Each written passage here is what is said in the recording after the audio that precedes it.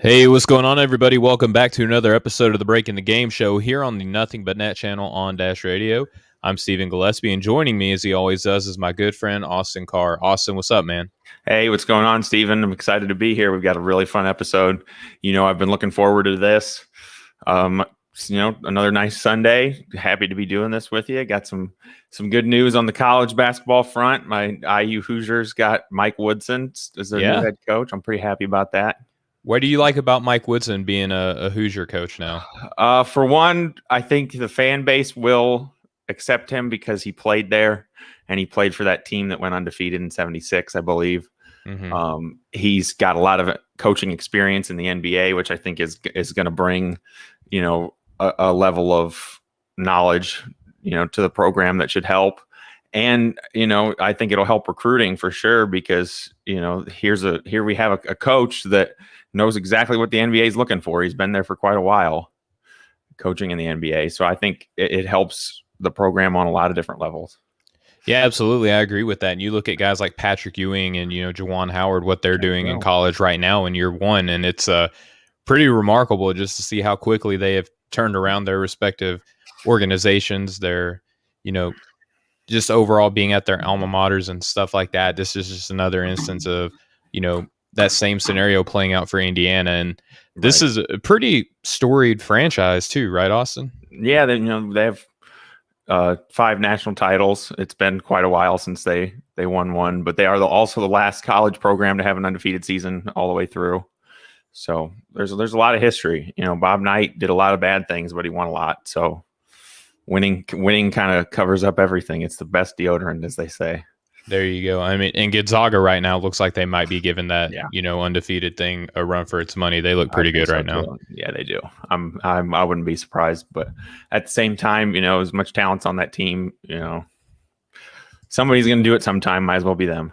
Yeah, I mean, it's like you just said, it's got to be somebody. But we got a great show lined up today. We're not going to be talking about college basketball, but that's just a fun little icebreaker that we had today. And before we get going into the trade deadline special is what we're calling this episode. Mm-hmm. We're going to be recapping everything that took place from, Chicago Bulls reloading their roster, even to the Utah Jazz adding Matt Thomas, and what we think that's going to break down. So, And to be honest with you guys up front, this is probably going to last longer than the time slot that we have available here on the Nothing But Net channel on Dash Radio. I want to remind everybody that if you want to listen to the full episode, you'll have to go to anywhere podcasts are available and look for Breaking the Game, and you'll see, the basketball and the headphones and all that fun stuff. And you'll get to listen to the extended cut, the Snyder cut almost for this show. So, before the Snyder cut, I'm cool with that. Hey man. Yeah. And I mean, that was a great movie, by the way. I could do a whole podcast on that, but we won't do it tonight.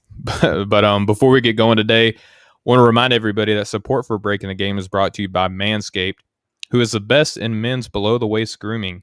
Manscaped offers precision engineered tools for your family jewels. They obsess over their technology developments to provide you with the best tools for your grooming experience.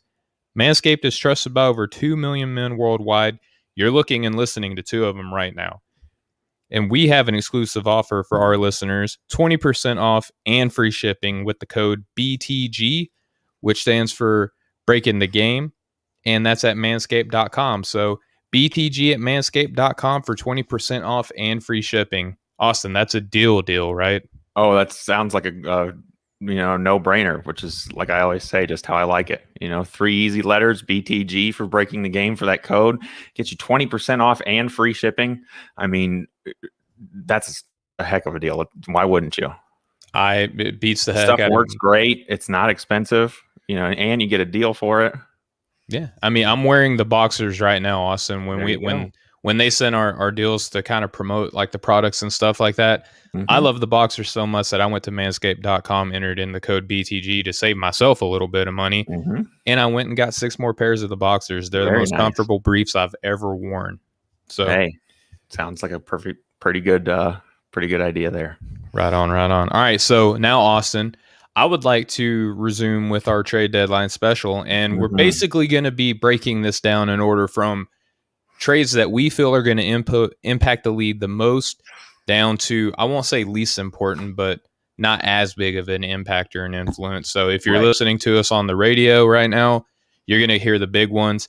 And if you're NBA nerds like Austin and I are, you're going to want to hear about the Utah Jazz trading for Matt Thomas and what we think that's going to do for the NBA right now. But Austin, the Chicago Bulls acquired Nikola Vucevic, Al-Farouq Aminu, Daniel Theis, and Javonte Green. What did you think about the moves that took place for Chicago to look like they're going to improve a little bit in the standings right now? Definitely. This is kind of something that we've been waiting on ever since this new regime took over. Arturas Karnisovas in the front office has kind of, has yet to really put his stamp on this team until now. Obviously, drafting Patrick Williams number 4 when there was a lot of other names people would have probably taken over him was one move, but it seems to have worked out to some extent so far. And I mean, you want to talk about a deal that it serves both sides really well, I think, in this instance. Mm-hmm. I mean, the Bulls couldn't have made out better. Otto Porter Jr. is in the last year of a $28 million contract, so the money matched up really easily because of that and the fact that he's completely fallen out of the rotations in Chicago. It just hasn't worked out. Wendell Carter Jr. was a guy who was drafted to be kind of the defensive help for a team that's, he is worse on defense when he's on the floor, to just put it plainly. Hasn't been what the Bulls expected. Thank you. Appreciate that, Mo. Shout out to Mo Murphy, VP at the Off the Ball Network, just came in to say BTG, a top-notch show out right now. We appreciate that a lot, Mo. That means a lot coming from a guy like you, man. It does, really. And then, Al-Farouq Aminu is no slouch on the defensive end, so he can come in and he'll help the defense a little bit.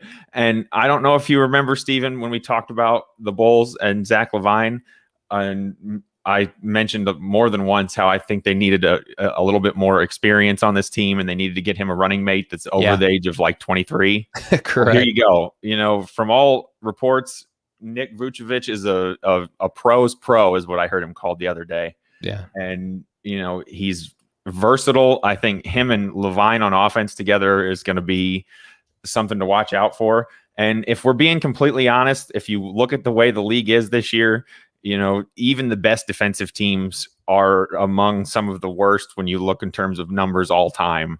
I mean, there's 2 of the 3 worst defenses are in this season currently, and it's turning into an arms race. Yes.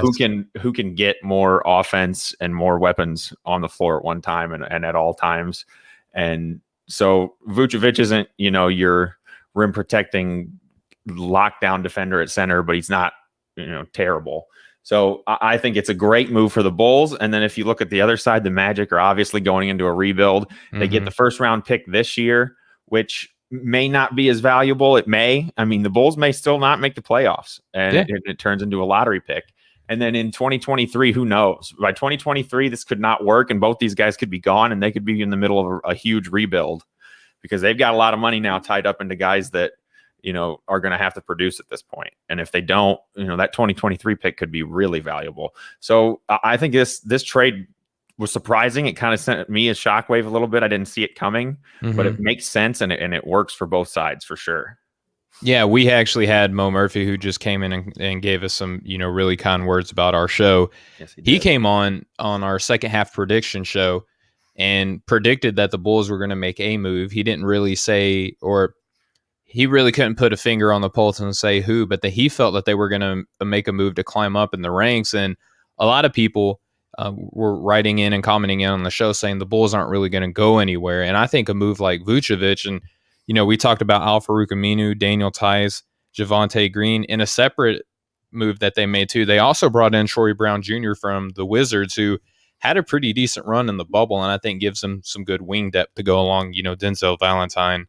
And they gave up Chandler Hutchinson, who they drafted a few years back out of Boise State, hasn't really done much. I think Troy Brown Jr. might be a good addition for that team. He actually had a good debut, put up, I think, 8 points against the Spurs in a pretty terrible loss for their first time running the floor together. But you got to build chemistry. You got to figure things out. I like the move as well, though, Austin. I mean, you get rid of Daniil Gafford, who he went to Washington and had a heck of a game, and he's a fellow Razorback. And real quick, shout out to the University of Arkansas for advancing to the Elite Eight. I mentioned really proud of those guys, but give them a shout out. Yeah, absolutely. They got rid of Wendell Carter Jr., who I still have pretty decent hopes for, and I think going to Orlando might help him out a little bit, kind of like what Markelle Fultz had to do when he left Philadelphia. And, if he can stay healthy, I think Wendell Carter Jr. will be a good addition down there to play with. RJ Hampton, who they just got back from the Denver Nuggets in a separate trade that we'll talk about here in a little bit. They have Cole Anthony. They got Jonathan Isaacs. They got Okeke, who I'm really high on. Some people still believe in Mo Bamba. I'm not going to give my take on that right now, but I don't know. Chicago, all these moves that they made, right now they're 10th in the Eastern Conference right now at 19-25. I think best case scenario, they get up to about 6th. Realistically, I think they're anywhere from 7 or 8 right now. What do you think? A finish outside of the play-in tournament for them, if they could get up to that 6th spot, which is, I think, very doable with this roster if things. Did I lose you, Austin?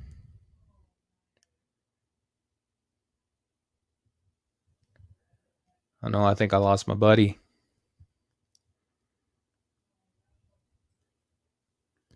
All right, so I'm not sure what happened with Austin. Yeah. Oh. Are you back? Yep, I'm back. I don't know what happened. I'm sure. I think it was my internet dropped for a second. Sorry about that. No, it's fine. You were mentioning that you feel like anything outside of the play-in tournament is probably going to be a disappointment. No, I think if they make it into the 6th seed, which is doable, then they'd be ecstatic. I think the play-in tournament's very realistic. If they miss the playoffs, then that's would be a disaster. I don't really see that happening. Right now Charlotte's in 4th. LaMelo Ball's out. So just pause right there. Charlotte's 4th in the Eastern Conference right now. Who would have ever thunk it? Right. That's insane. I think before the draft and before the Gordon Hayward deal, I picked them, I think 14th eventually out of 15 in the East. I think I had them like 12th or 13th. Yeah. They've proven me wrong for sure. I had the Knicks dead last, so what do I know, right? So I had the Knicks. I think I've kind of forced myself to put the Knicks a little bit higher just because of who we work with, and I don't want to be mean. But hey, I'm happy that we were underestimating them for sure. Yeah, well, and to be fair, my rankings were before the free agency and trade, or excuse me, the draft. So I have a little bit of an excuse built in there. Like the one thing I was going to finish with this trade for the Bulls' point of view is they've done a lot of developing guys the last few years. They've gotten quite a few high draft picks that are supposed to develop into these great guys. They needed to get somebody that's proven already, now kind of for the fan base, I think, to legitimize their chances this year and going forward. This makes them a lot more relevant than they were before this deal. And I just kind of always felt like it was a matter of time once Billy Donovan came in before they made a move for a more proven guy to bring in. Yeah, and that's a fair point. And like you said too, someone who can come in and be a grown up in the room. Not only do they get a grown up in Vucevic, but I think Al-Farouq Aminu comes in. I was a little bit, I don't want to say skeptical, but it didn't make sense to have Al-Farouq Aminu on this team alongside Thaddeus Young. To me, they feel kind of redundant. Yeah, I'm kind of curious to see how much running or how much playing time both of those guys get. Maybe they even line up together for a small ball lineup. Who knows what they can do with that? There you go. A little bit of versatility underneath Billy Donovan, but and I just want to point out too that I put up a poll on Twitter and I listed a couple teams and had people vote in, but the winner of the trade deadline, according to NBA Twitter right now, Austin, is Chicago. Are you surprised by that? No, I actually voted on your poll. Just okay. Full disclosure. And I'm not surprised by the outcome at all. I think it would almost be a little bit of a stretch to pick just about anybody else because this guy's a bona fide all-star that's teaming up with the best offensive teammate he's ever played with, for sure. And I think vice versa. I think this could, if it works out. I mean, if it doesn't, whatever, back to the drawing board for Chicago again. I'm sure they're they've Kobe White still might pan out. Lauri Markkanen still having a fairly good year. They'll have some money, I think, if all this doesn't work out for them in the next year or two. But if it does work out, I think it's going to be a beautiful thing. So I think it would almost be a stretch to call any of these other trades, at least at the day of the trade deadline, when it happened, this at face value is the biggest for sure. And I want to point out one kind of flaw that I look at with these deals. As I was evaluating this trade in the moment, I felt like this was a home run hit, and I still do. But I think keeping Lauri Markkanen instead of trying to go in for a Lonzo Ball deal with the New Orleans Pelicans. Yeah. And the other day, they started against the Spurs. They started Lauri Markkanen and Nikola Vucevic alongside one another. And to me, that's kind of like a death sentence defensively, right? Like neither one of these guys are rim protectors. Neither one of these guys are extremely athletic. I just think that in the Eastern Conference, what they did was they added Vucevic, and in keeping Markkanen, they're just kind of saying, hey, let's just try our best to outscore everybody in defense. We'll try to be clutch in the fourth quarter. My thought on that is kind of similar. Like I like the idea of moving him for Lonzo, but they're both going to be free agents, at the end of the year, and they can take the money maybe that they were going to spend on Markkanen and try to go after Lonzo that way. Because I'm sure if the Pelicans were going to actually move Lonzo, they wanted, a pick or some kind of draft asset attached to a player. And it's always, anytime you hear a guy's name floated as much as you do, like with Lonzo and like with Kyle Lowry, and then they don't get moved, 99% of the time it's because the asking price was pretty high for something that the teams that were interested knew was going to be a rental. Yeah, so. And just to be upfront and transparent, you're going to hear more about Lonzo and Lowry towards the end of the show when we talk about our players that we were most surprised that didn't get moved.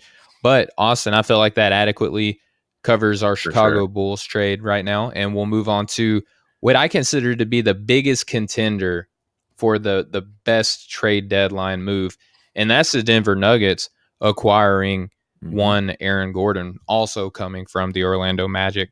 So Aaron Gordon and Gary Clark, who oddly enough, all three Garys that play in the NBA were traded on the same day. And so that was interesting. Yep. And Gary Harris was traded alongside RJ Hampton and a protected 2025 first round pick to Orlando in exchange for Aaron Gordon. Now, also, Austin, earlier in the week, the Nuggets reacquired JaVale McGee from Cleveland, and all they had to do was send Isaiah Hartenstein in 2 seconds. One's a 2023 protected, the other one's a unprotected 2027 second round pick. Now, with Denver being fifth in the Western Conference at 27-8 team at the time of this recording, how do you feel about adding Aaron Gordon to the Denver Nuggets, Austin? Well, if you look at this, both moves, both acquisitions together with JaVale McGee and Aaron Gordon, I love it. I mean, I love the Aaron Gordon move. I think it's a good move. I'm a little surprised that they gave up RJ Hampton. Maybe was not expecting that at all. Upgrade the supposed value of Bol enough to make him seem, like enough, I guess. Because if I'm Denver, there's a lot of guys I would have given up, young, players on that roster before RJ Hampton. I think he's got a lot of potential. But obviously, they want to win. Their timeline's, fairly in the next few years, basically. They've got Jokic playing at probably his peak. Jamal Murray is going to be coming into that, physical peak kind of age range here in the next season or two. You've got Michael Porter Jr. on the way up, and now you add an Aaron Gordon, who I think it's awesome that he's going to wear number 50, in ode to the dunk contest. Let's be honest, like either way you look at that dunk contest, both guys deserved it. That was incredible, but that whole thing. So I don't really have an opinion either way there. Gary Harris was robbed. Overrated. Yeah, I can see that. I think Gary Harris has been overrated for quite a few seasons, to be honest. He can't stay healthy. Yeah. He looks the part and looks like everything you'd want out of that two guard position. Defensively, he can shoot. He's athletic. He's got size, and it just doesn't translate on the court like you'd expect. And I think he's a great teammate. And it's funny. I see the Denver Nugget fan groups on Facebook posting, one tribute to him after another and how much they're going to miss the guy. And it's like he was injured half the time he was there. And I guess he was a fan favorite. So he's a great teammate. But I think they won't miss him in the long run. And if they can put out some pretty interesting lineups now with Aaron Gordon out there. I mean, I think he's so versatile defensively. On this team, he's not going to have to do more than what he can. You know what I mean? He's going to be able to play to his strengths. And JaVale McGee, I think, is one of the most underrated parts of this whole thing, because now they've got a athletic, defensive, rim protecting center that can protect Jokic a little bit, and they've got a lot more size and athleticism up front with him there. And I mean, I agreed with the moves at the beginning of the year, and it is what it is, but it's looking like the Lakers made a mistake letting go of him and Dwight Howard and making the moves that they did in that situation, because both those guys are still having, really impressive years. And I think Denver's defense has got to improve with these moves. It gives them another weapon for sure offensively on the break. Like I said, it's an arms race. Yeah, hands down. And I like the moves as well. I mean, when you consider that the Nuggets, they got rid of a lot of their front court depth. I mean, they got, Mason Plumlee, who oddly enough, a lot of people weren't expecting them to miss. It turns out that they do now. And we've seen what Jeremy Grant is doing in Detroit alongside of Plumlee. Right. And I think adding Aaron Gordon gives this team a little bit of what Jeremy Grant meant for this team. I think Aaron Gordon has to be locked in defensively, because this is a team that offensively speaking, they're good already. When they bring in Aaron Gordon, and there were times in Orlando too where when he was locked in defensively, you could see flashes that he could be a very versatile defender. Agreed. He's going to have to do this in the Western Conference. I mean, he'll probably be the guy, Austin, that lines up opposite Anthony Davis, you think? I would say in my estimation, he would be the best decision there. I don't know how the size advantage for Davis would affect him. Aaron Gordon seems like he's pretty strong, athletic guy. He'd probably be able to hold his own. Anthony Davis isn't really a banger either. So, I think it would be a solid matchup for Denver's favor. He definitely, you hit the nail on the head. I think he's kind of maybe a poor man's Jeremy Grant for what he's been this year. But compared to the role Jeremy Grant played for Denver last year, I think Aaron Gordon can come in and play that role, equally as well, if not better, in terms of the numbers that Grant put up for Denver last year. And then, on top of that, it's so clogged right there in the West, in the middle there. I mean, with the Lakers injuries, I think a lot of teams are kind of just trying to load up to, make a run at as high of a seed as they can get, because it's wide open now in the West, I think. Well, yeah, other than probably Utah. And you consider the teams that are ahead of Denver right now, right? Like the Lakers, we talked about Anthony Davis. Rumor has it that they have Andre Drummond secured now.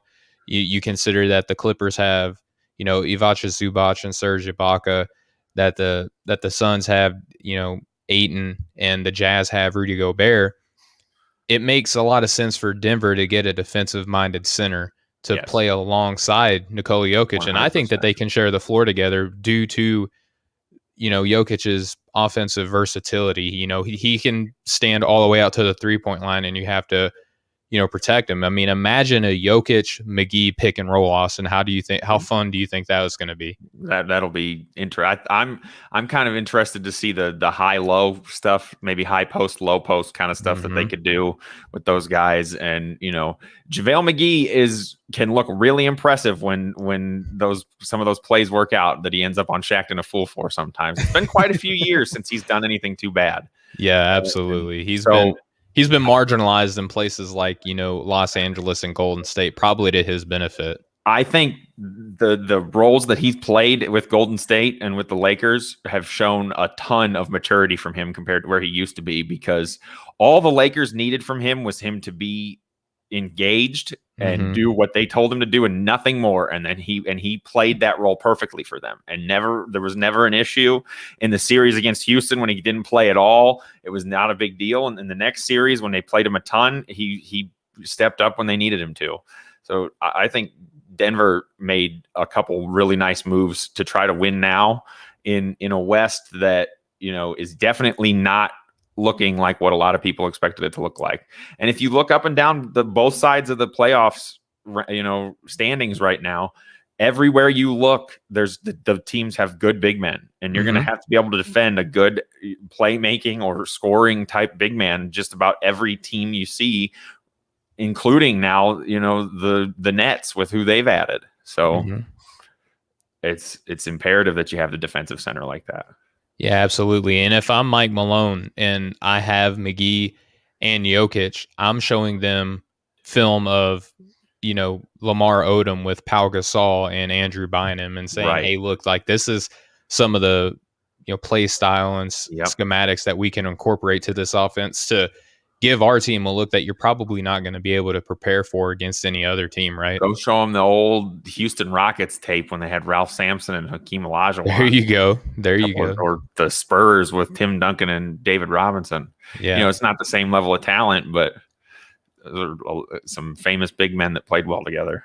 Yeah, and the reason I bring up Lamar Odom, obviously, is the playmaking ability that he has, and I think that that's pretty comparable to Nikola Jokic. But yeah, I mean, Samson, Olajuwon. I could put Jokic at point guard if they wanted to, I think, in the lineup, and I'd be okay with it. Absolutely, I wouldn't be mad at it either.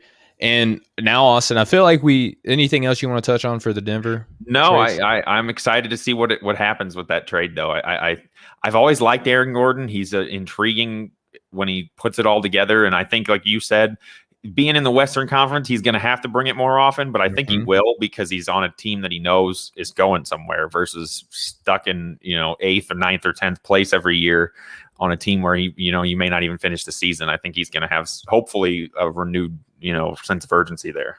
Yeah. I mean, giving it 100% all year long only to end up being a 7th, 8th seed perennially every season, everybody around you gets hurt. Correct. That's enough to drive people crazy.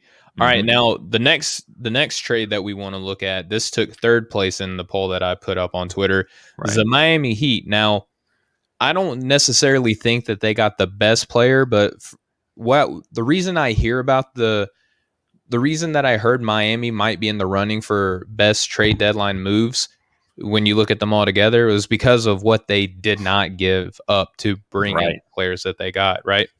They brought in Victor Oladipo from Houston, and we talked about on our last show with Coach Fall, just kind of the downfall of the Houston Rockets, so to speak, right now. But they sent Avery Bradley, who has been a disappointment. I really like that ad for them in the offseason. I thought bringing him in as a point of attack defender was really smart, but it just hasn't worked out. Right. They sent out Kelly Olynyk in a 2021 first-round pick swap. So the Heat still have a first-round pick that season. It's just going to be the lower of the two between them and Houston. And then they Houston also brought in... probably keeping that pick, let's be honest. Yeah, I mean... Most likely.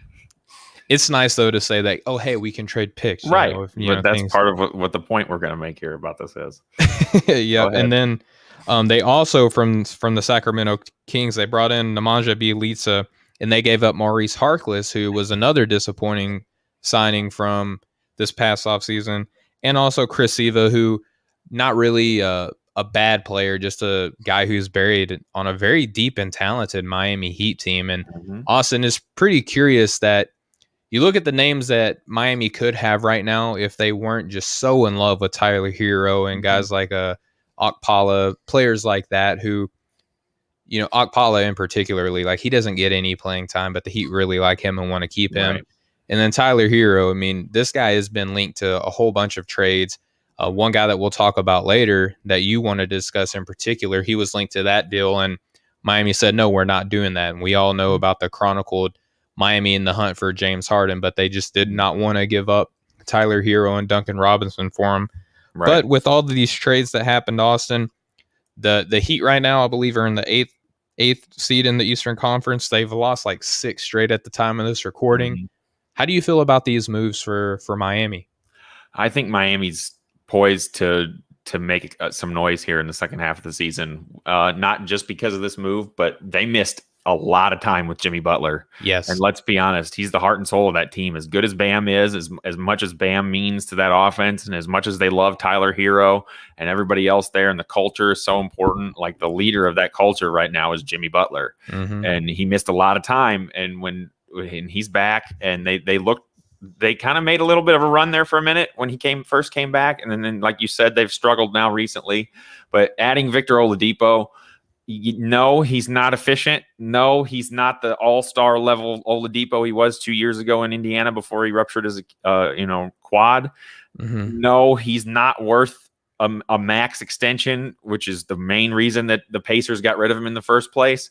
But he's still averaging almost 21 points a game this year. Yeah, he still shows flashes of the ability for moments at a time to take over on offense. He's still a capable defender.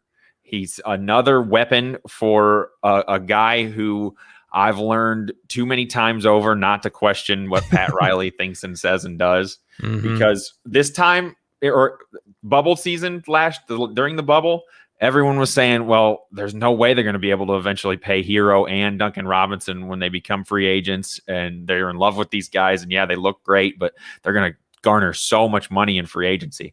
I don't think Duncan Robinson has done much to improve his free agency, value this season, down year up to this point. And I think I lost my buddy again. At this point, if Pat Riley's that sold on a guy like the Hero, I'm willing to see how it turns out. I think adding Oladipo for the team washing machine and a few 3 months of Kelly Olynyk is pretty dang close to as good as you can do for a guy who you already know you kind of have a little bit of leverage on, because it's pretty well known that that's where he wants to re-sign.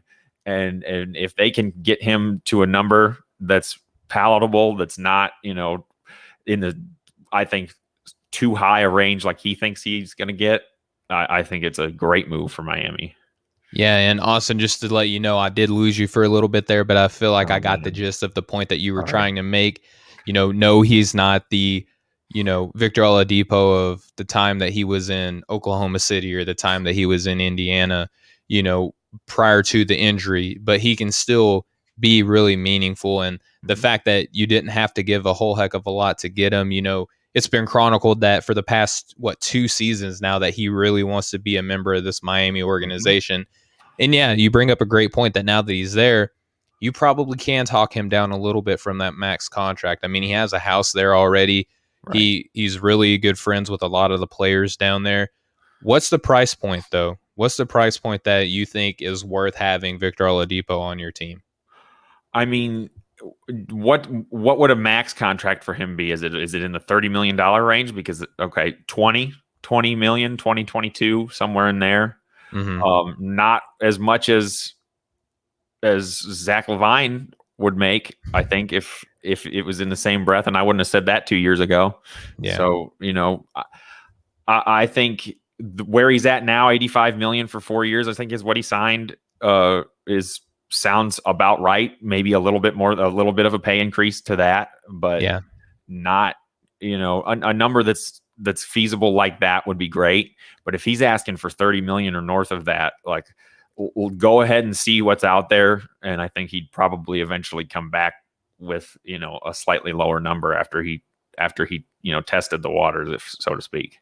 Yeah. And it's just funny to me, like, how contract values determine how good a player is now. I mean, he's going to play the same way, whether he's paid $18 million a season or $32 million a season. You're going to get the same level of Victor Oladipo on the floor. He's not a guy that, lags out there on the court. He plays 100. He gives you 100 miles an hour every play, right?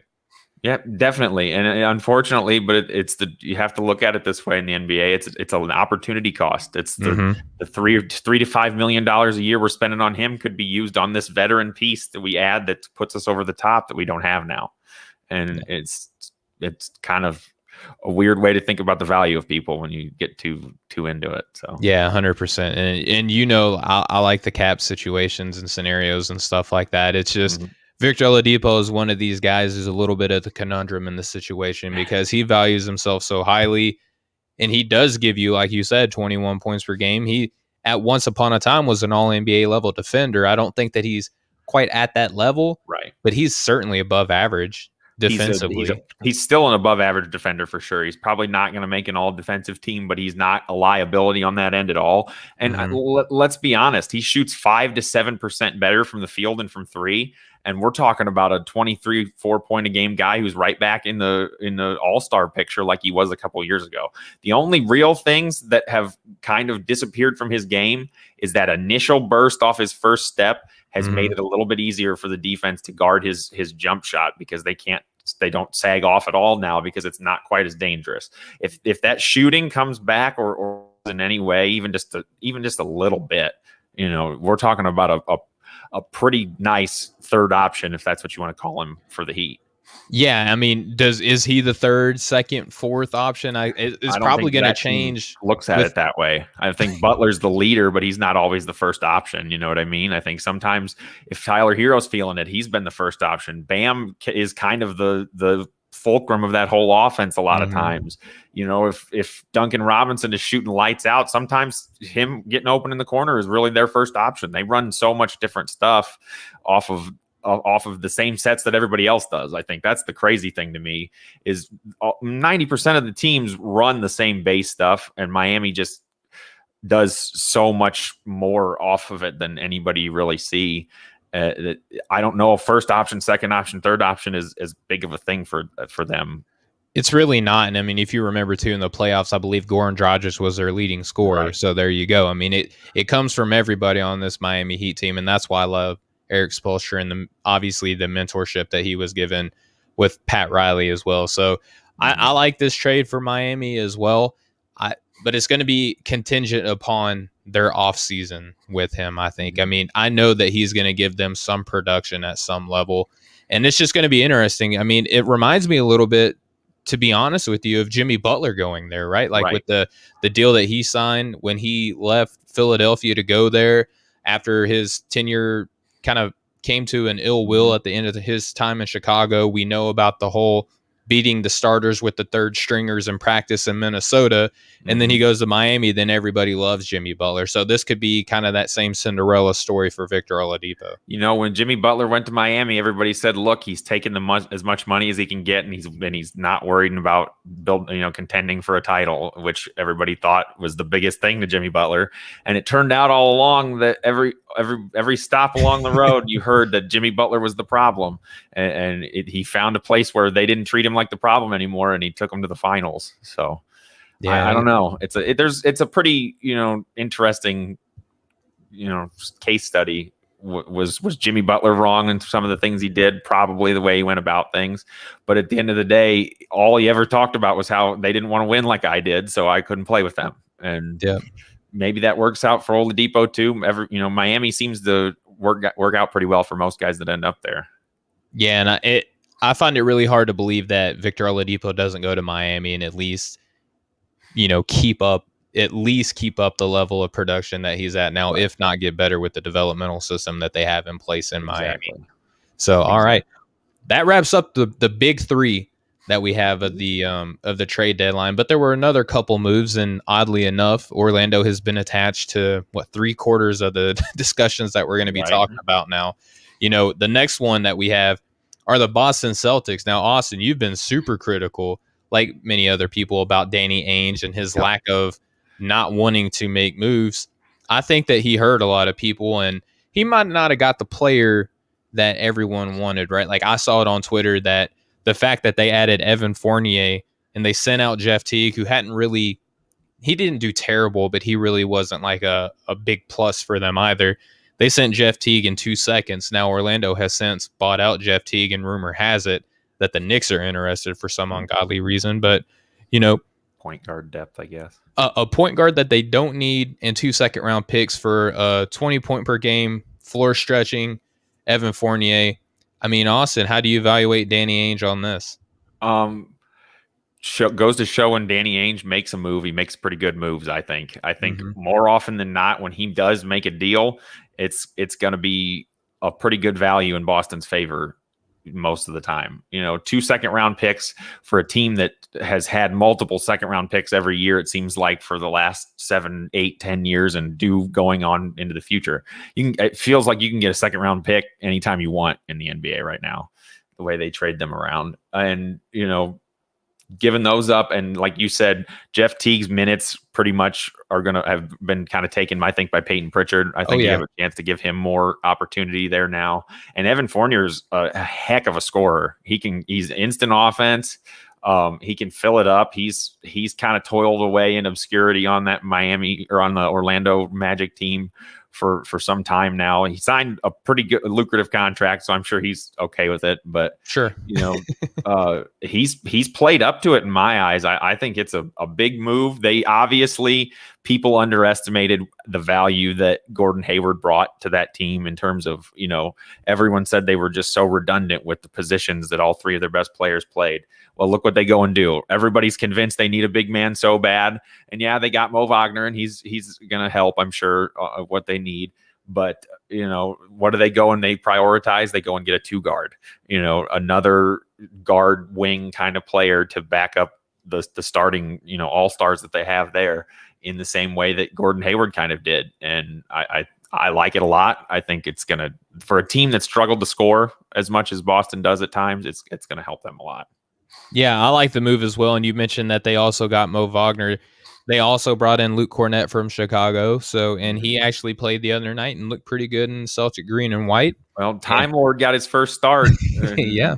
He played well. I think he had 5 or 6 blocks. He had like 6 assists. He might be the best playmaker on that team, to be honest with you. I think there's something to be said that he plays with a lot better sense of urgency and a lot more effort when he was starting, or when he gets, an expanded role. When he comes in those little spurts here and there off the bench for a couple minutes, I just don't know that he gets up as well as he did, because he had a completely different energy in that game that he started. He looked good.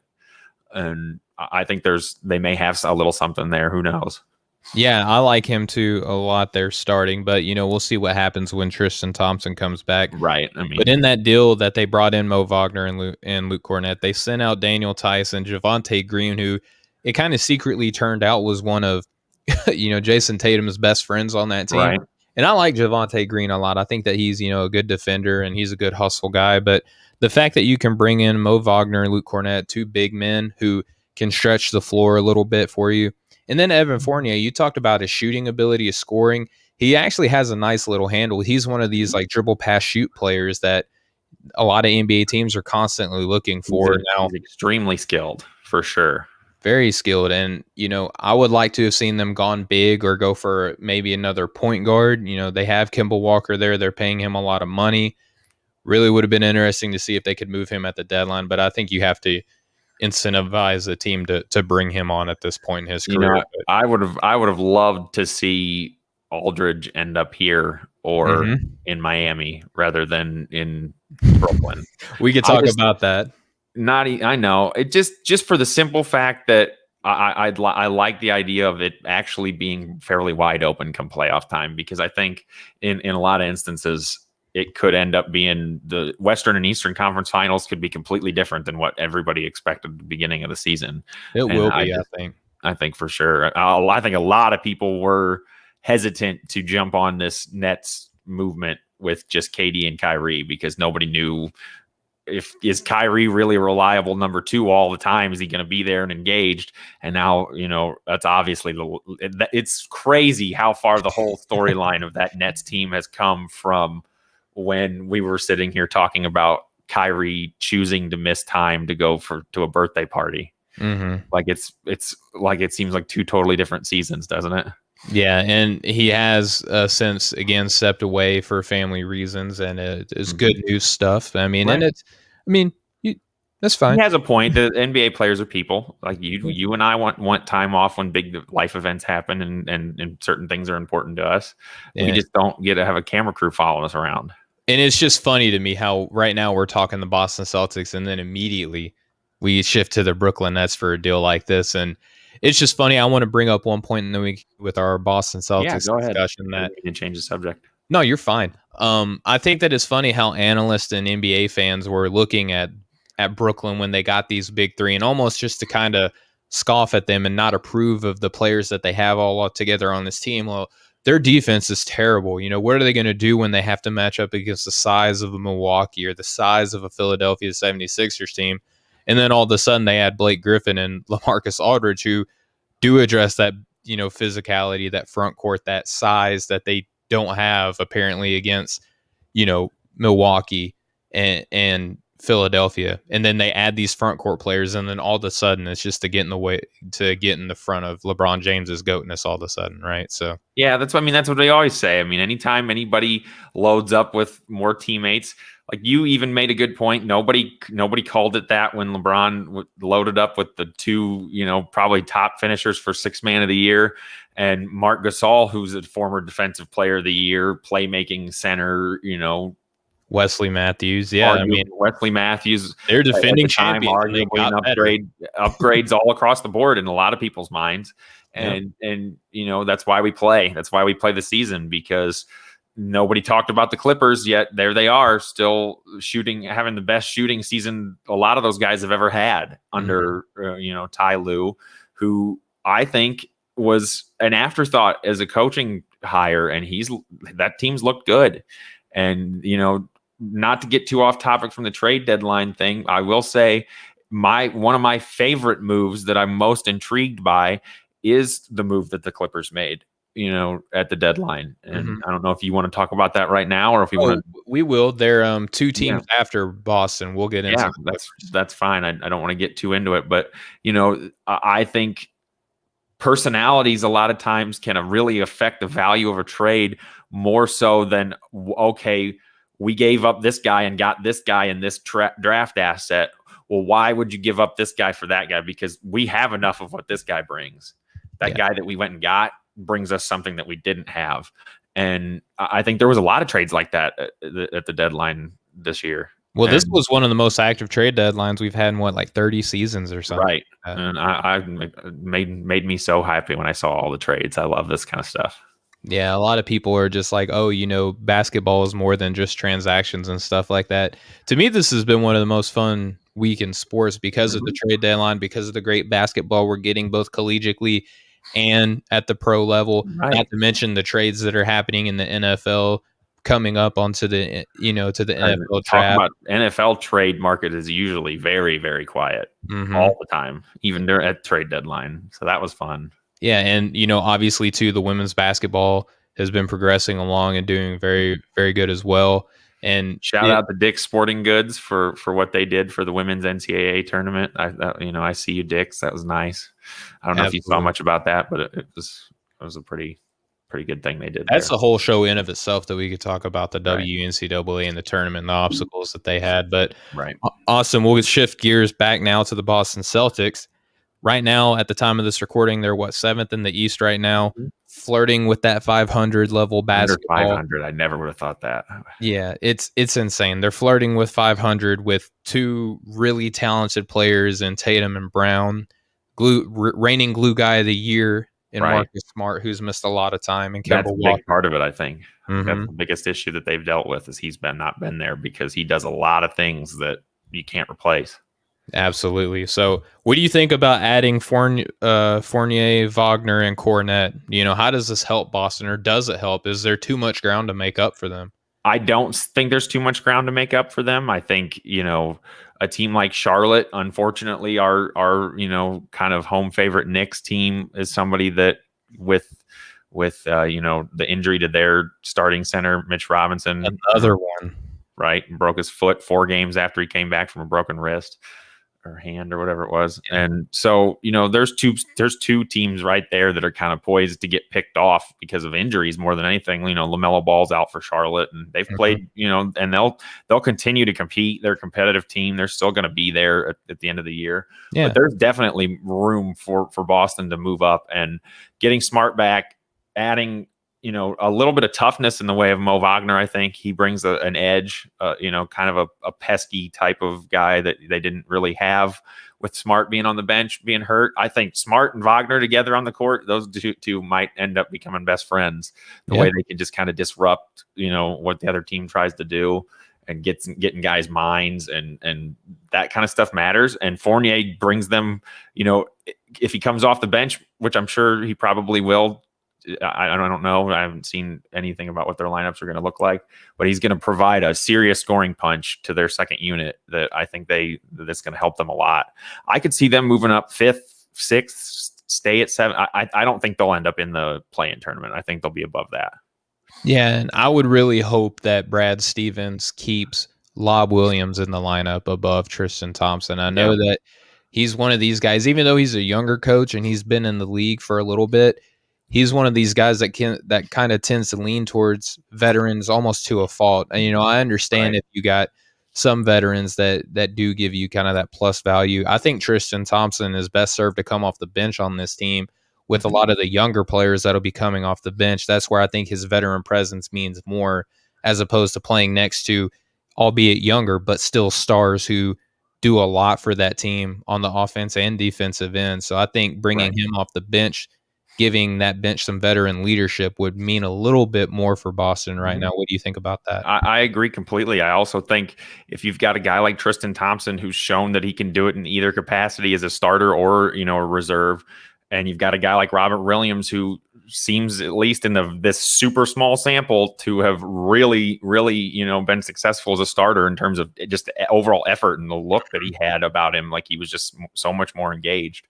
Young players, that kind of stuff may make a difference. And if you can get more out of a guy that's to start him, and they don't have to play any difference in terms of minutes. I mean, there's all kinds of rosters you see where there's sixth man. I'm sure Lou Williams played the second or third most minutes on his team a lot of years when he came off the bench. So, the roles don't have to change all that much. It just who's out there at the beginning of the game, and it may make a big difference. I think it would be a great move. So I don't know why you wouldn't do it. I don't know either, especially with the way that Lob Williams is giving you. Or I know Time Lord is his most popular nickname. I'm shifting gears to Lob Williams. I like Lob Williams a lot. I think the playmaking ability, this was something that we heard about in reports from practices and things like that you obviously didn't get to see a whole heck of a lot real time, because when he's in the game in short stints, he lived up to that Lob Williams name. He was a lob threat. But Austin, I think that we're up against now. And what we're going to do is what we had already planned on doing. Yeah. And we'll roll into the rest of this on our podcast. But for everyone that has taken the time to view and listen for, the Nothing But Net channel on Dash Radio, we just want to thank you so much. And Austin, it was for sure. We love having our guests on, but it's also nice when we can just kind of, you and I get together and kind of cut loose. This trade deadline special kind of felt like something that's you and me's, what we love to do the most. This is the stuff we like to talk about. I'm going to be completely honest, full disclosure for everybody listening. I want to hear myself talk about this more than our guests on an episode like this. I'm usually 100% okay deferring to whoever we have on, because we always have awesome guests and I want to, hear what they have to say, but I'm interested in me and you's opinions on this kind of topic. So this has been a lot of fun for sure. Thank you to everybody that's listening.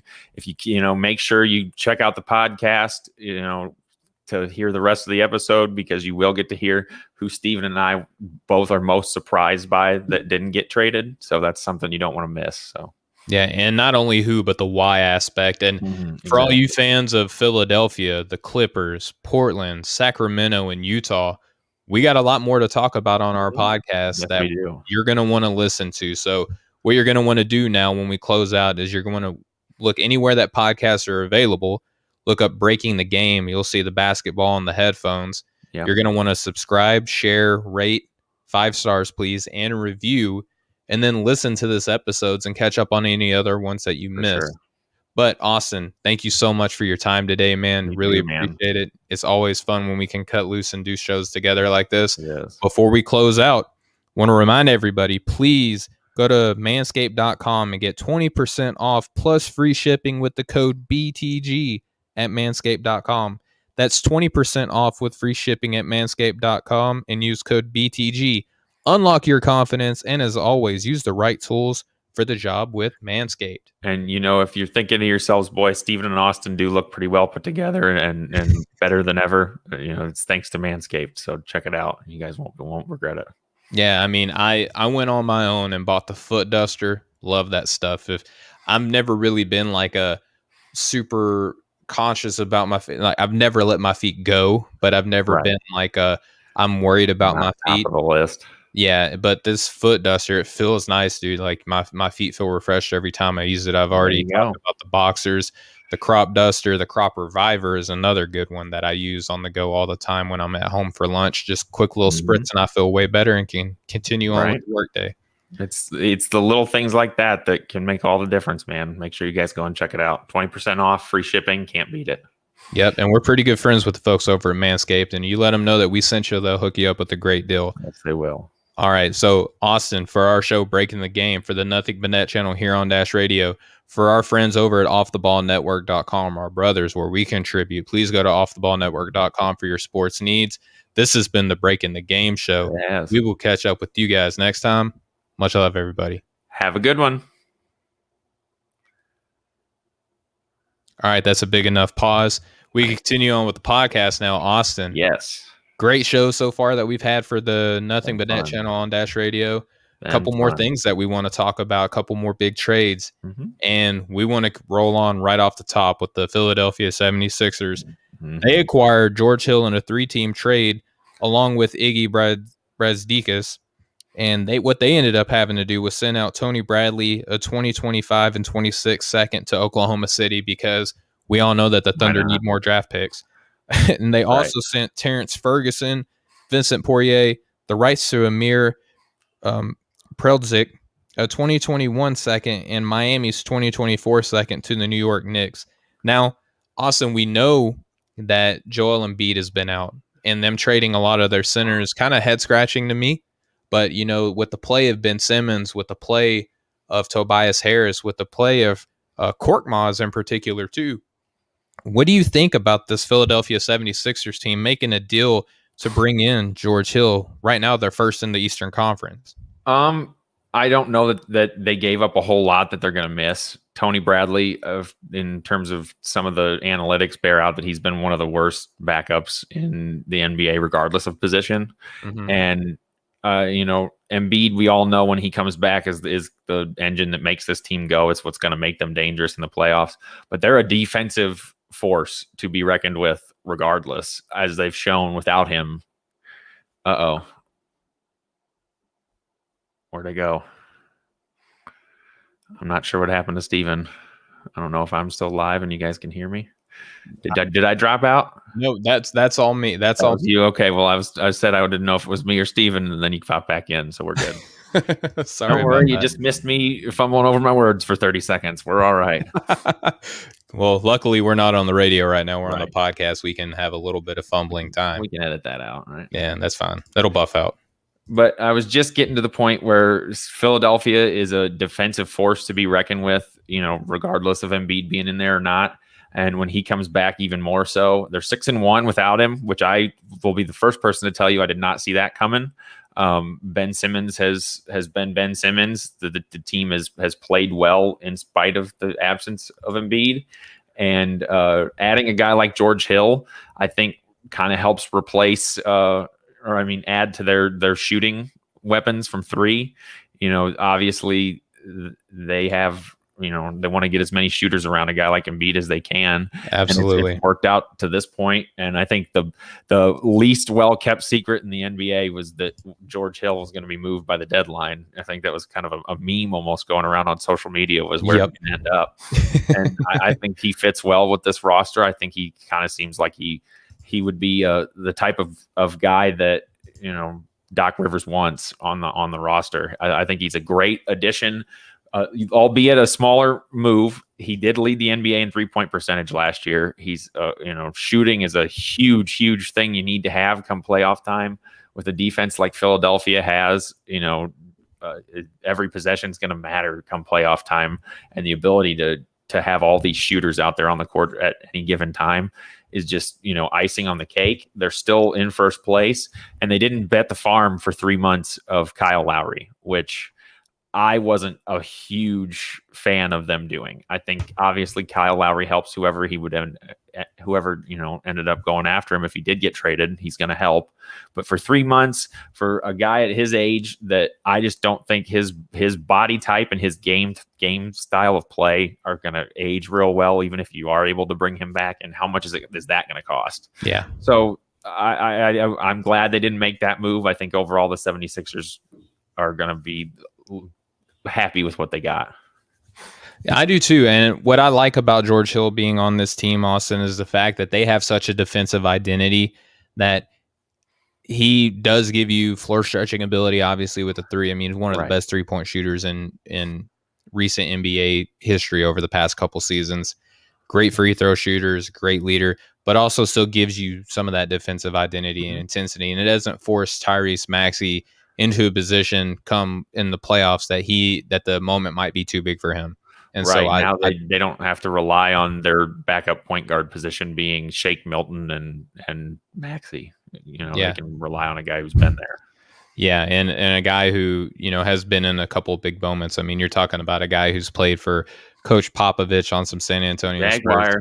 He went to IUPUI right here in Indy. So yep, there you go. He was pretty popular when he played for the Pacers, man. They loved him.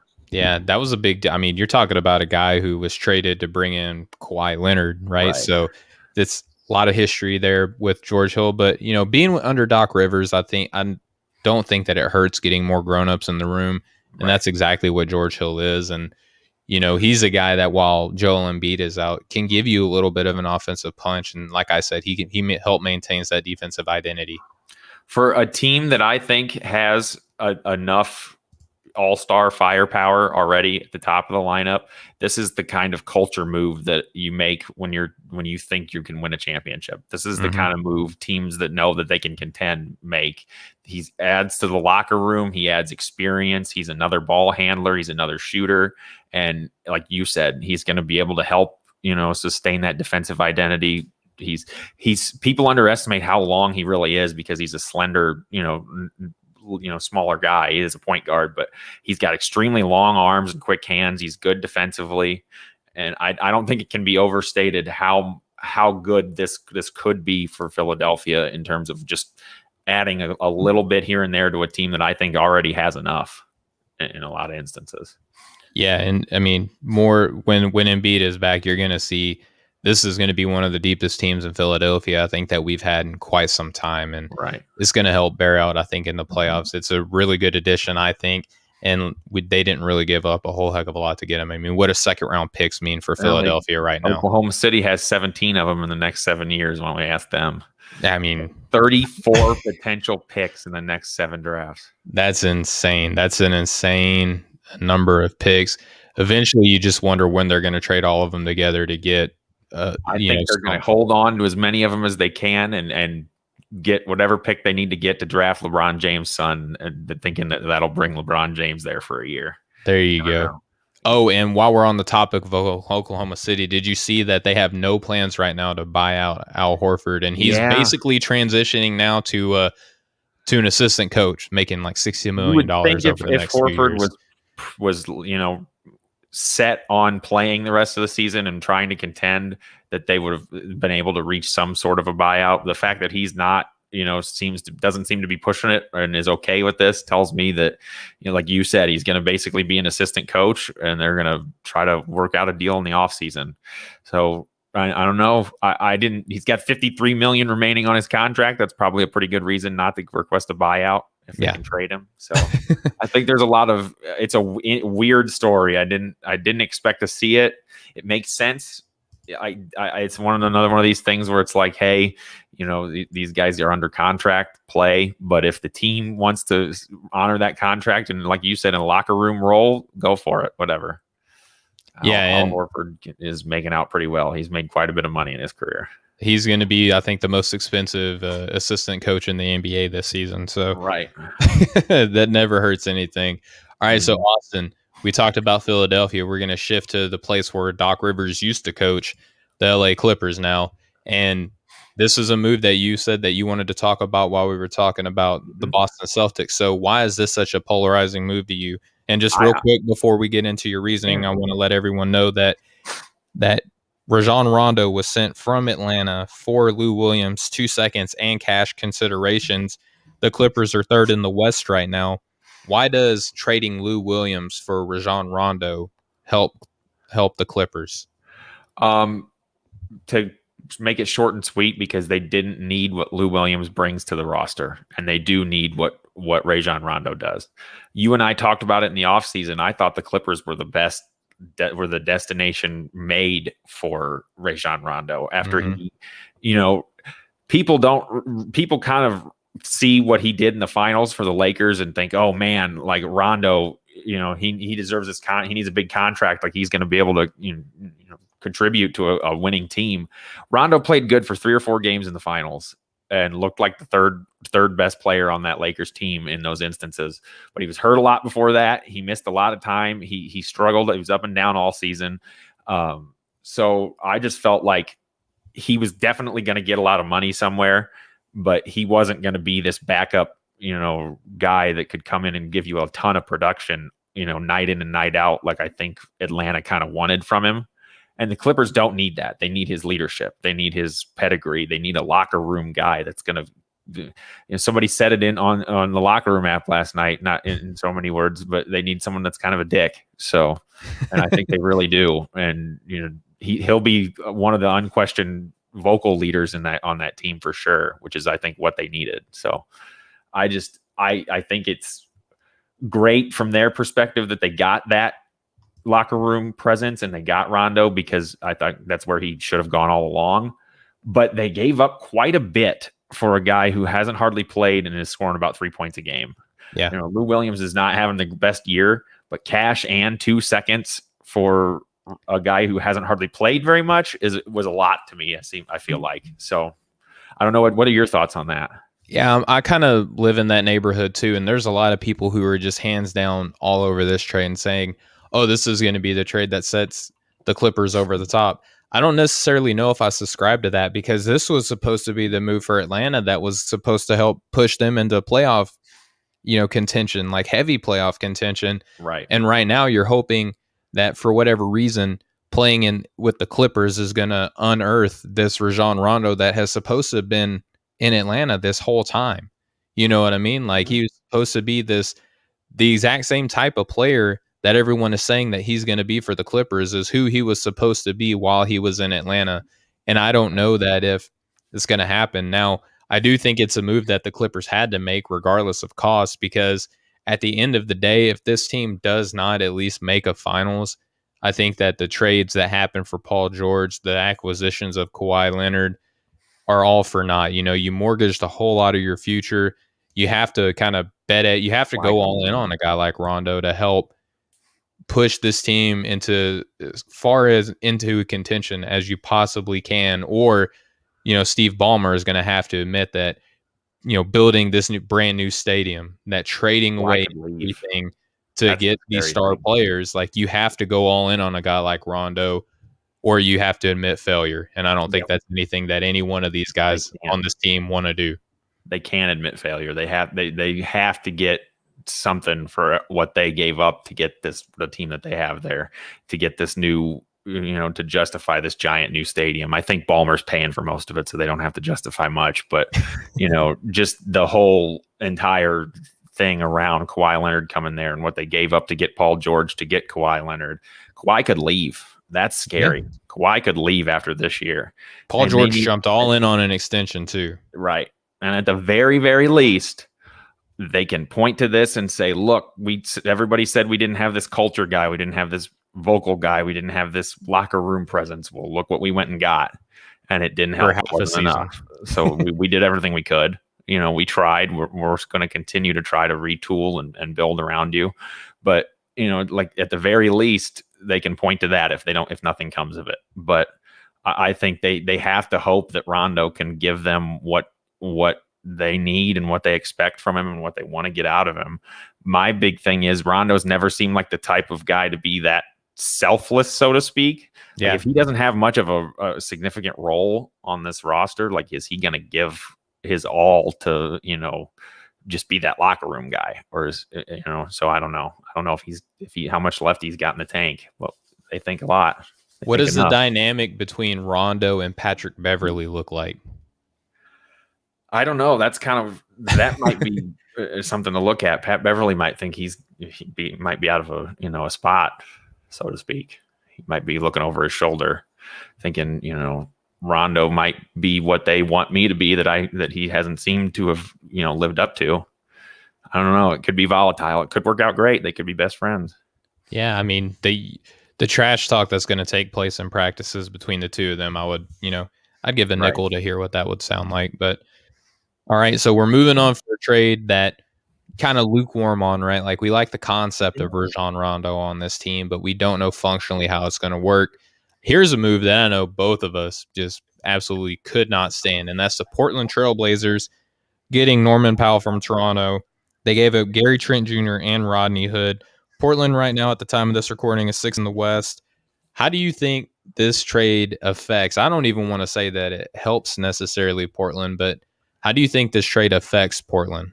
I don't know. I don't understand what the point of it was. I think they gave up a 22-year-old guy that's had a heck of a year and shown them quite a bit offensively and been one of their only, capable defenders, and traded him for a guy that's 4 or 5 years older, that's also on an expiring contract, that's also going to have to get paid, that is a less capable defender and probably maybe slightly better right now on offense, but when Gary Trent Jr. is 27, he looks like he's on a trajectory where he could be, something serious in this league for a while. I think he showed really capable of, he showed himself really capable of, covering for CJ McCollum when he was hurt. And I just don't understand it. Like, you have to pay this guy anyway.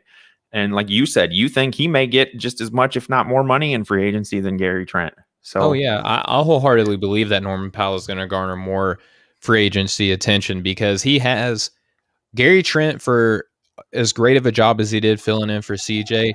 How much of that was because he had a Damian Lillard on this team to set him up? Norman Powell could go and get his own bucket. Gary Trent can get his bucket to some extent, but he has to play alongside one of the more dynamic creators on the offensive end and Damian Lillard. So I think Norman Powell, because he can create for himself, he's going to be a little bit more attractive on the open market, whereas Gary Trent will be attractive in the fact that he's more of a 3-and-D type guy, not necessarily what our good friend Rashad Phillips likes to call a hybrid guard with like a Damian Lillard and CJ McCollum.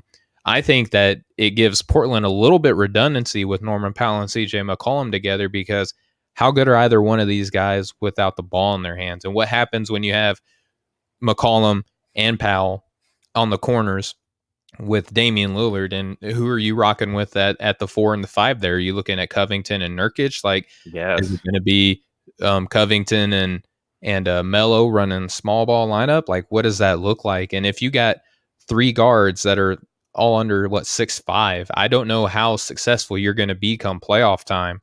And that's where I live on this, because I think Trent gives you more positional versatility.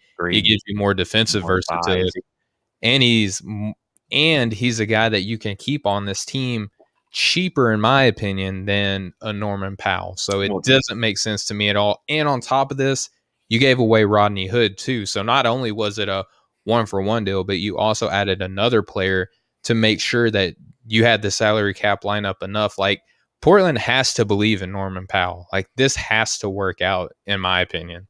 I think they punted on defense, and they're trying to load up as much shooting and offense as they can just to try to win shootouts. I think I was listening to it today. They have the 3rd worst defensive rating ever this season. They're 2nd worst in the NBA this year. The Kings are historically bad, but at the time of this trade, at least, the Trailblazers had the 3rd worst defensive rating in NBA history. So something's not right on defense for them to say that they're losing this great defender in Gary Harris, Gary Trent, maybe it's overstating it. Maybe, obviously it hasn't worked out if he is a good defender. Because Robert Covington's supposed to be a pretty good defender too. And for whatever reason, they haven't been able to defend anybody. Nurkic is coming back, and they hope that'll help, I think. But I guess they're just loading up on 3 guys that you can't key on. You can't key on 2 now if you've got 3 that can hit it from anywhere. And Powell had 22, I think, in his first game for them. He looked good. So yeah, it just seemed like they went for a guy that's fairly similar, that's older, that's more expensive, that has less potential. And Gary Trent could have been, someone that they kept with Dame and McCollum and turned into kind of their big 3 almost. Maybe I feel like there's a chance for that. Yeah, and a small market team too. I mean, $2 or $3 million goes a long way in Portland compared to like a Los Angeles or a Brooklyn or a New York or Miami. You know, $2 or $3 million in Portland is a whole nother contract on this Gary team. Trent's been one of the few guys there so far since he's been there that's been able to stay healthy, and you know they need that. Portland's been injured since the franchise opened its doors, I feel like. And to Norman Powell's credit, he's another guy that is an Iron Man of sorts. You know, he's been pretty available for Toronto as well. So maybe they did take that into consideration. Look at it from the other side. I think it's going to be fun to see if they can re-sign Gary Trent, what Nick Nurse can do with him, because I think he's got a lot of potential, and I think they added a guy that they can be excited about. Yeah, and I took to Twitter and said that I love funk. I love funky lineups in the NBA.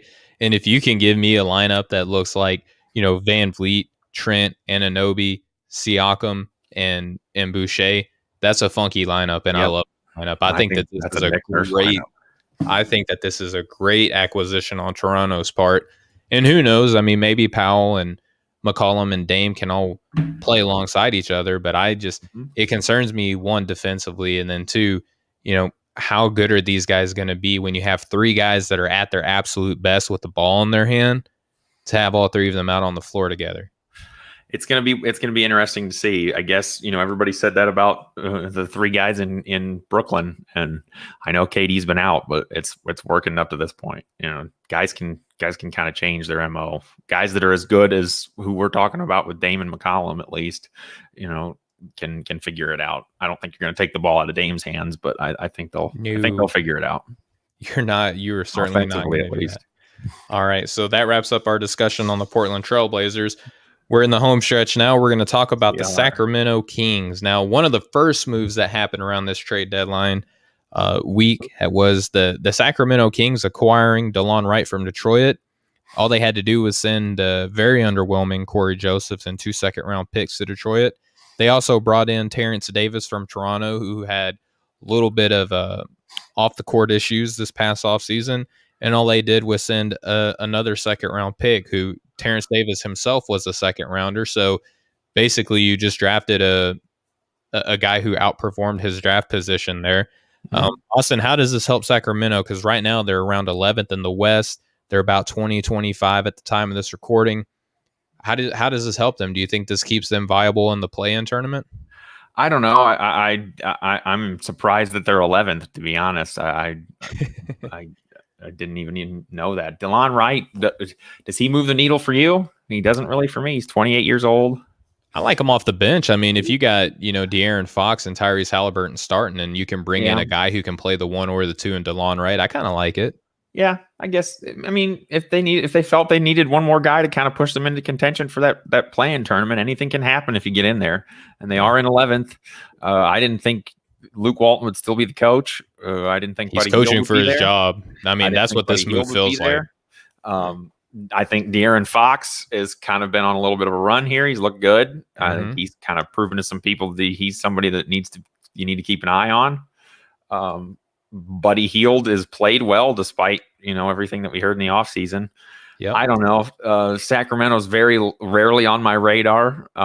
Any moves between Sacramento and Detroit kind of make me, you know, raise an eyebrow, like, oh, what's going on here? These teams are trading spare parts, I guess, so to speak. It's usually how it feels. But, you know, this could turn into something down the road. A future second for a guy that you kind of at least know a little bit what you're going to get with Terrence Davis, I think is a good move. If I guess they wanted to build depth and kind of try to round out the bottom half of their roster to try to make a run at this 10th seed, which is, you know, is plausible, I guess. So yeah, why not? Yeah, and I don't really have a whole lot that I want to add to the Sacramento Kings discussion. Right. I just think that DeLon Wright is one of these guys who's kind of floated around a lot of different places and looked good depending on where he's been. I mean, starting in Toronto, played really good for Memphis. He was pretty solid in Dallas, and then went to Detroit as well. Not a bad player in Detroit either. He's just one of these guys that's just a steady, heady player. 29 minutes a game, you know, 35% from 3, 5 assists per game, 10 points. It's not bad. Yeah, I mean, he's the guy that's, gives you strong presence on the floor as a player. And I mean, as your backup kind of combo guard you can run a lot of different lineups. You can even probably run a Halliburton, Wright, and Fox lineup all together. Right. And you're not sacrificing much size at either position. Is this going to give us more Malachi Flynn with Toronto, you think, too? Oh, hands down, because if so, I'm all for it. I'm ready to see what he can do. He actually played alongside both VanVleet and Lowry the last game that I watched him play, because, not only did Terrence Davis get shifted from Toronto to Sacramento, but in the next deal that we're going to talk about in Utah got Matt Thomas from Toronto, who was kind of one of these guys that is a shooting. He's a shooting combo guard, like that's really all he is. He's just a spot up shooter. And, Utah just sent a second round pick. They're number 1 in the Western Conference at 33-11 at the time of this recording. What do you think about Matt Thomas to Utah? Do you have any sort of feeling about it? I actually do. I've felt like Matt Thomas should have gotten a little bit more run for Toronto the last couple seasons in the playoffs when they were so thin and they had 7-guy rotations for, double overtime games. I think he's a heck of a shooter. He can knock down shots. He must be a liability on defense to some extent, or just I'm overrating his shooting ability, because the times I've seen him play, he's been absolutely knocked down, but he just doesn't seem to be able to crack the rotation where he's been. I'm sure Utah will figure out a way to use him. They seem like they use everybody they have.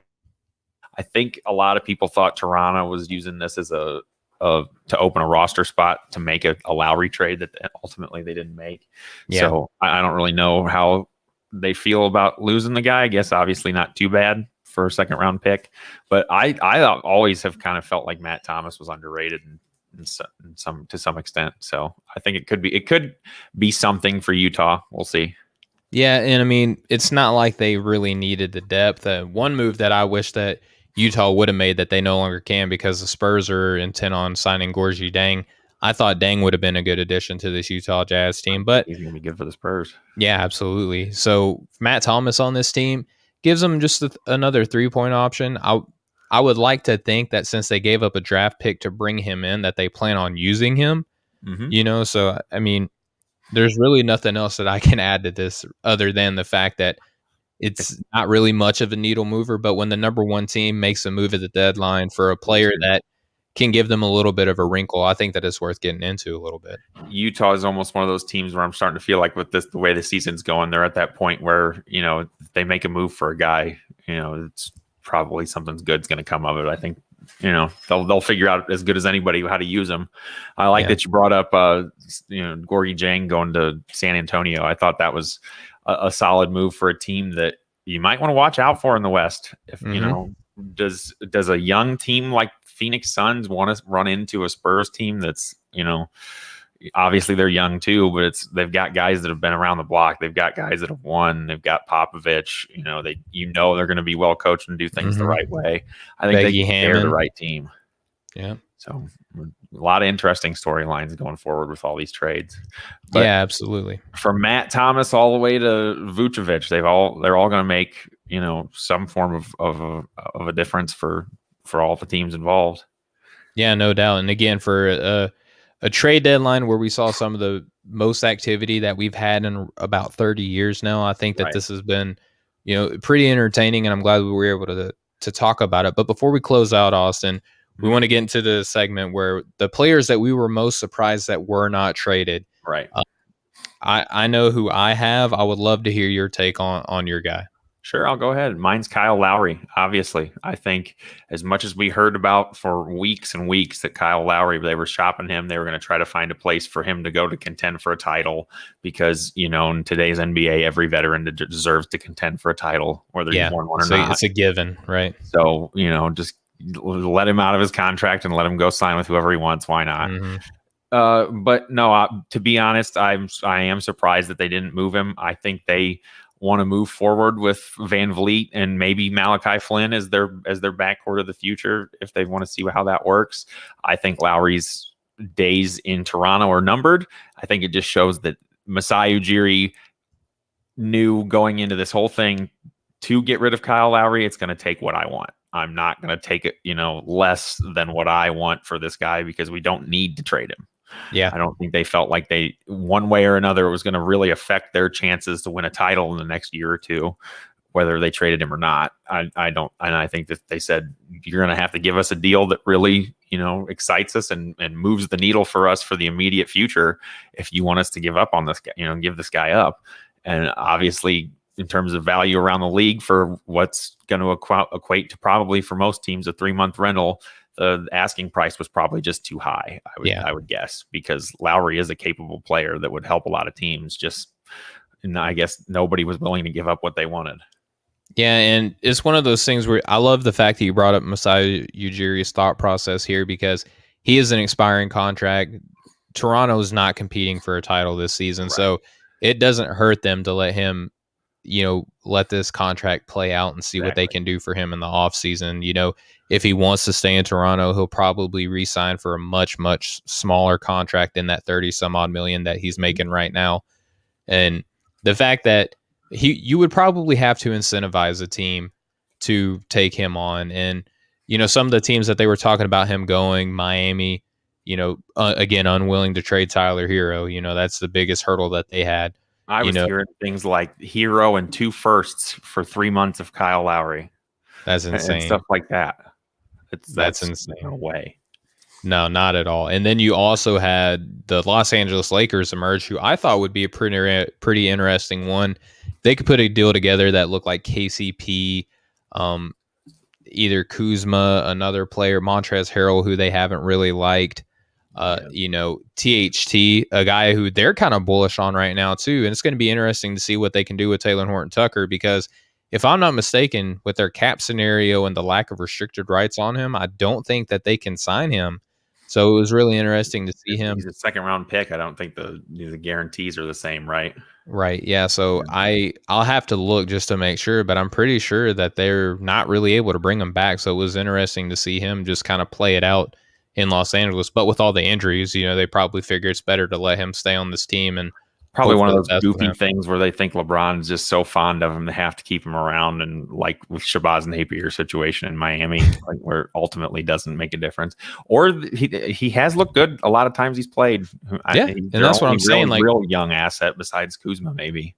Yeah, and maybe with all the injuries, they need him. On the team, regardless. I was just going to say, with the lack of healthy bodies they have all of a sudden in LA, let's trade our top 4, reserve guys to get Kyle Lowry for a few months. Let's compromise our depth even more when we're already injured.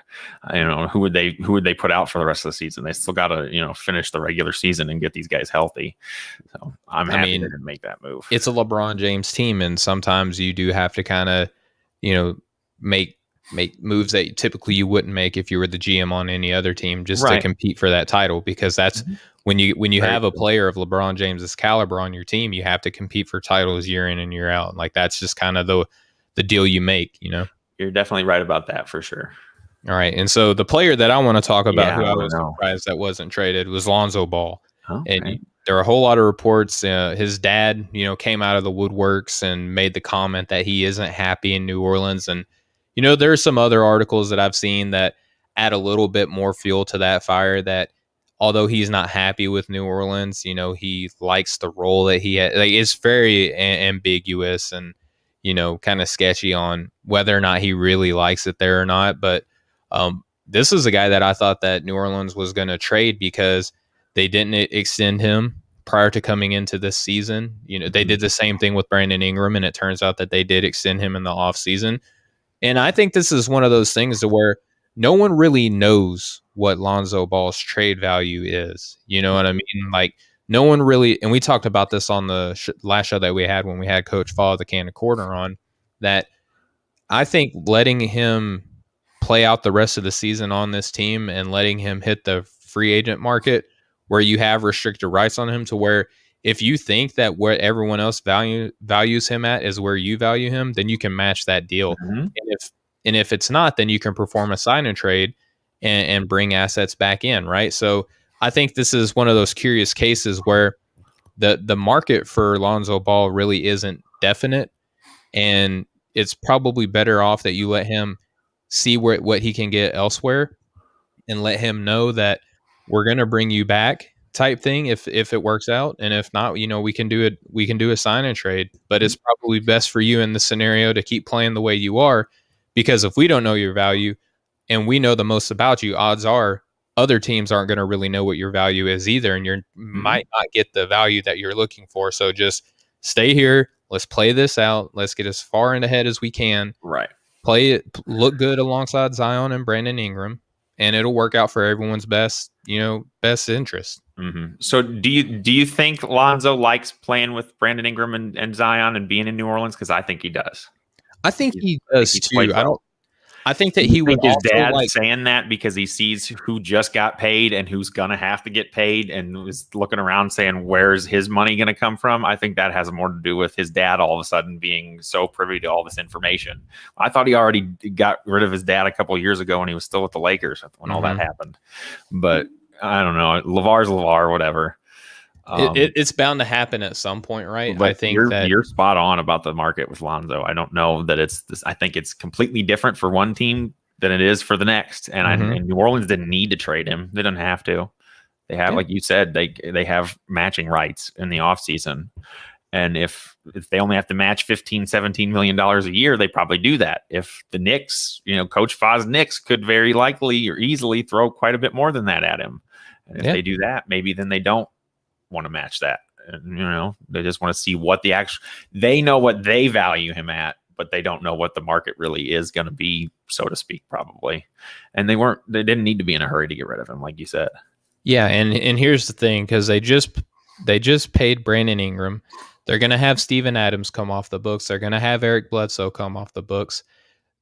Right now, Zion Williamson is on his rookie scale contract. So right now, he's at a good price point. It's just going to be interesting to see what they can do with Lonzo Ball financially, because at some point they're going to have to shift their attention to Zion Williamson, and that he's going to get as much money as he possibly can. That much. So if you can finesse Lonzo Ball, taking in like an 18 to $20 million a year for a former number 2 pick who hasn't really played up to expectations, but is still a very, very could he though?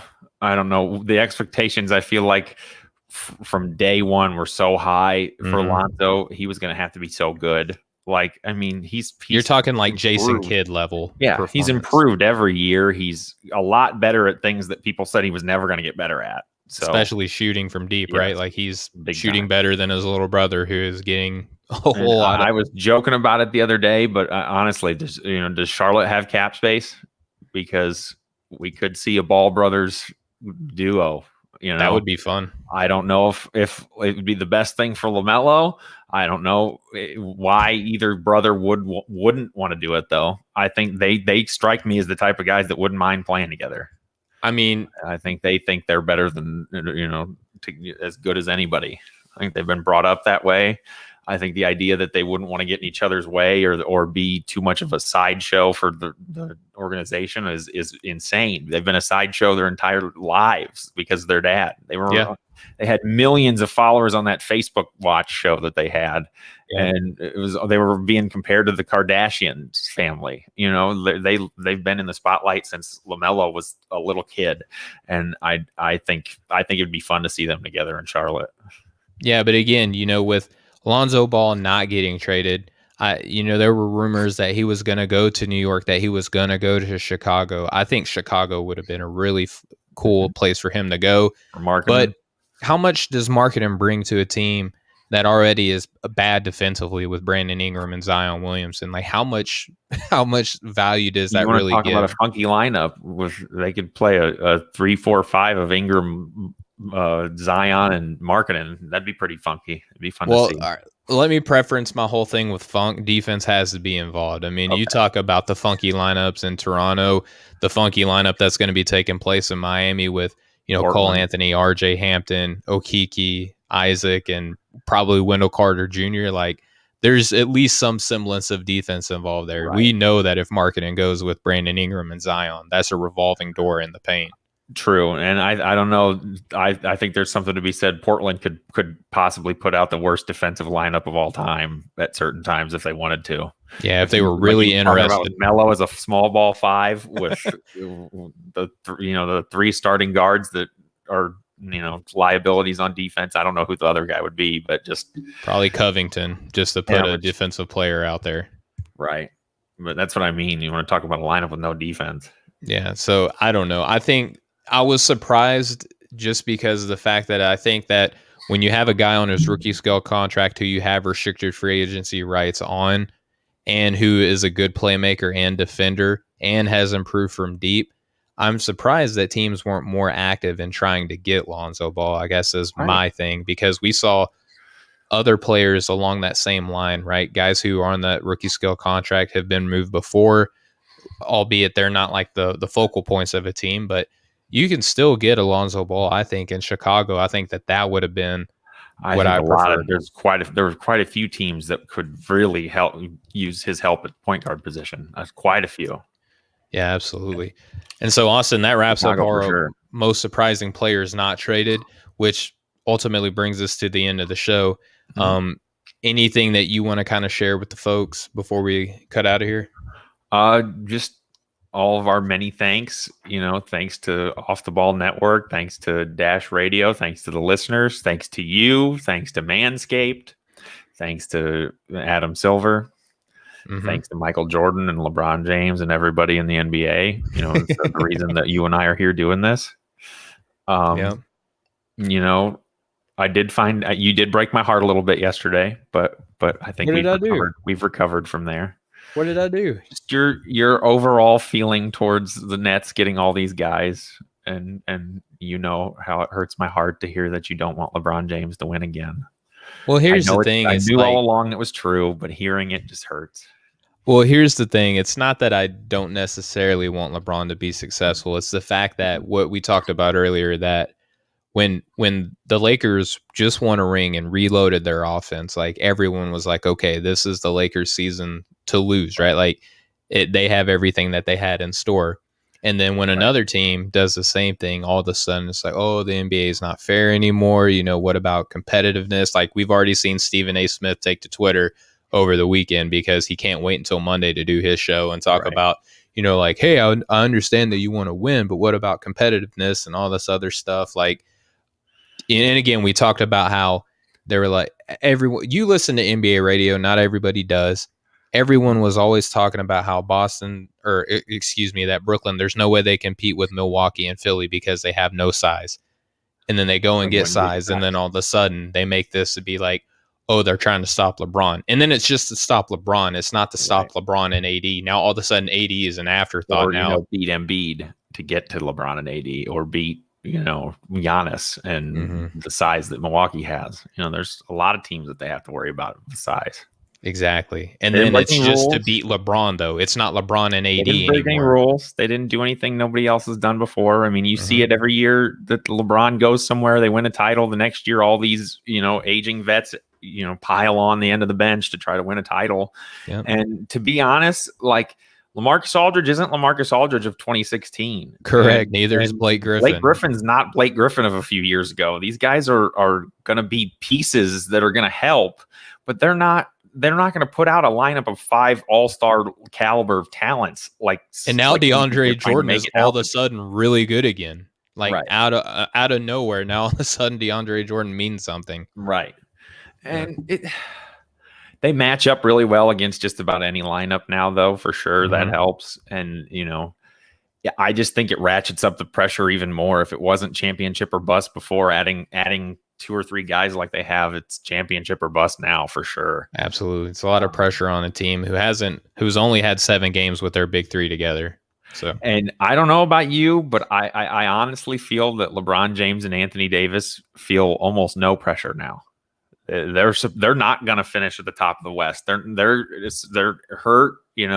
Everybody's talking about the Eastern Conference and the Nets, and look how good the Jazz are, and all the kind of storylines and all the prying eyes are looking elsewhere right now because these guys are hurt. And they're, if they come back in time to play 5 or 6 games each before the start of the playoffs and get healthy and get, their rotation set, I think the Lakers are still going to be a serious force to be reckoned with for sure.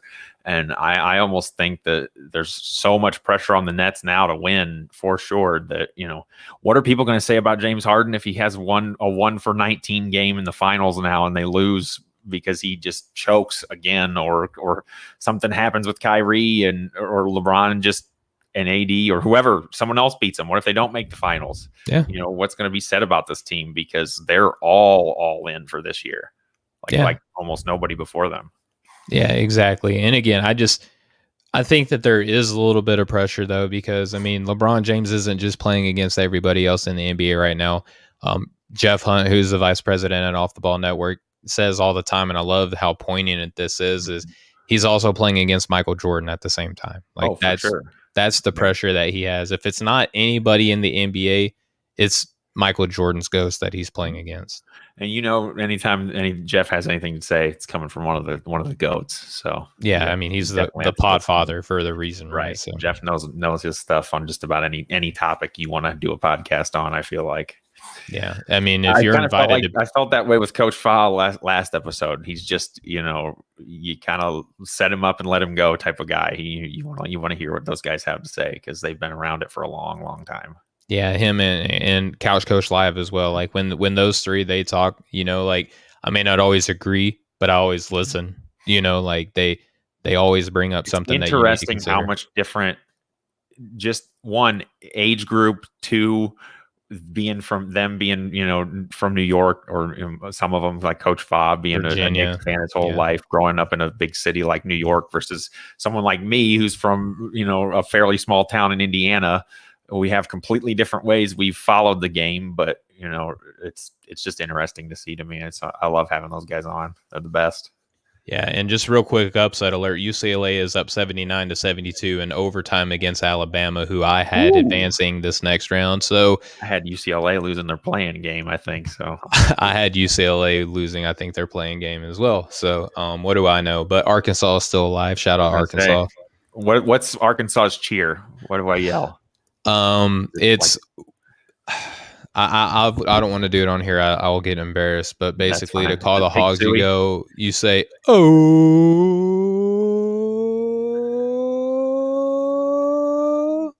pig suey." Okay, that's how you call the Hogs.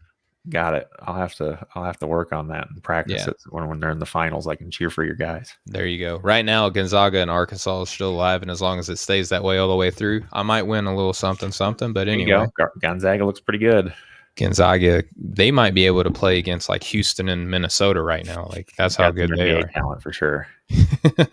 All right, awesome. But man, it's as always, it's a pleasure to. For sure, it's been a lot of fun. Especially when it's just us, man. Like I love having our guests. Not to discourage anybody from ever coming onto our show, and not to sound like I don't appreciate anyone who has come on and helped make us to be what we are today. But again, at the end of the day, it's just something about when Austin and I can come together and talk shop and get into subjects a little bit deeper when it's just the two of us. Right. I agree. There's a reason we're the co-hosts of this show, man. There's a reason I do this with you every week, because it's fun. I feel like we're, accomplishing what we want to accomplish, and it's great. It's the best. Absolutely. All right. And before we get out here, again, just want to remind everybody that support for the show is brought to you by Manscaped. Go and get 20% off and free shipping with the code BTG at manscaped.com. That's 20% off. Yes, that was I felt a little tremble there around my hip area. But speaking of hip areas, go to manscaped.com and enter in code BTG. Get that 20% off with free shipping at manscaped.com using promo code BTG. Unlock your confidence, and as always, use the right tools for the job with Manscaped. Yes. All right, Austin, let's get out of here, man. Shout out to you. Shout out to everybody. Please go to offtheballnetwork.com. Check out everybody's work. There's some great stuff there, man, for sure. It's a collection of goats. It's a goat ranch. It's a dude ranch. Goat ranch. All right. So we'll close out. Austin, appreciate you, man. Shout out to Nothing But Net. Shout out to Dash Radio, all of our great sponsors. This has been the Breaking the Game Show. We'll catch up with you guys next time. Much love, everybody. Have a good one.